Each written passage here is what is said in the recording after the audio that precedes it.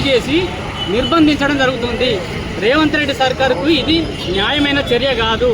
ఈరోజు నిరుద్యోగులందరూ 10 సంవత్సరాలుగా కేసీఆర్ ప్రభుత్వంలో అనేక విధాలుగా వివక్షతకు గురయ్యి వాళ్ళ హక్కుల కోసము ఈరోజు కాంగ్రెస్ కార్యకర్తల కంటే 100 రెట్లు ఎక్కువగా ఇళ్లలోకి వెళ్ళి గ్రామాలలోకి వెళ్ళి ప్రచారం చేసి కాంగ్రెస్ ప్రభుత్వం వస్తే మాకు న్యాయం జరుగుతుంది, మాకు ఉద్యోగాలు వస్తాయని అందరూ కూడా బుక్కులని పక్కన పెట్టి హైదరాబాద్ని అందరూ వదిలేసి లైబ్రరీ స్టడీ హాల్లకు అన్ని లాక్లు వేసుకొని పోయి ఇలా గ్రామాలలో పోయి ప్రతి ఒక్కరి ఇంట్లో గ్రామాలలో అందరితో వాళ్ళు ఓట్లు వేస్తూనే చుట్టుపక్కల ఉన్న వాళ్ళందరితో కూడా ఓట్లు వేసి ఈ కాంగ్రెస్ ప్రభుత్వాన్ని గెలిపిస్తే ఈరోజు అదే నిరుద్యోగుల పాలిట యమశాపమ్మ ఈరోజు నిర్బంధం కొనసాగుతూ ఉంది.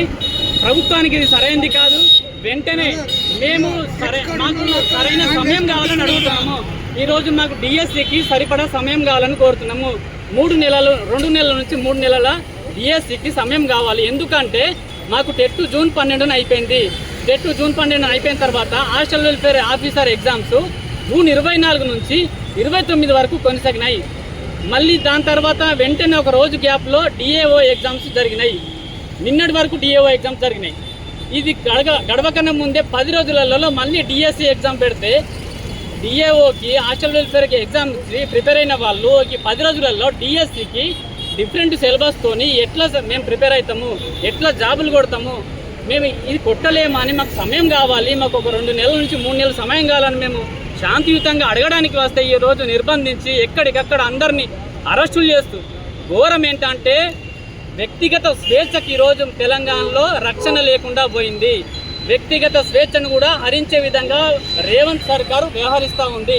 ఈరోజు ఫోన్లు గుంజుకొని రోడ్డు పైన వెళ్తున్న వాళ్ళని ఫోన్లు గుంజుకొని మరి చెక్ చేసుకుంటూ అరెస్ట్ చేసే సందర్భం, అమ్మాయిలను చూడకుండా ఒకరోజు ముందు అరెస్ట్ చేసే సందర్భంలో ఈరోజు తెలంగాణ ఉంది.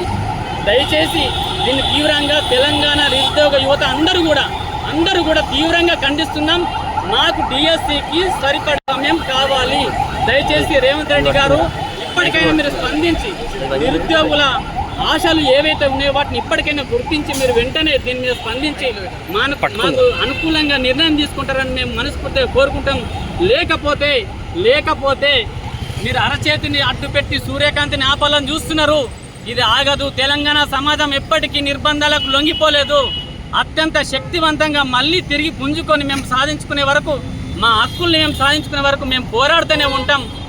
ఒకవేళ మాకు వ్యతిరేకంగా నిర్ణయాలు చేస్తే మాత్రం కేసీఆర్కి ఎలాంటి గతి పట్టిందో కాంగ్రెస్ ప్రభుత్వ సర్కార్కి కూడా అలాంటి గతే పడుతుందని ఈ సందర్భంగా హెచ్చరిస్తా ఉన్నాం.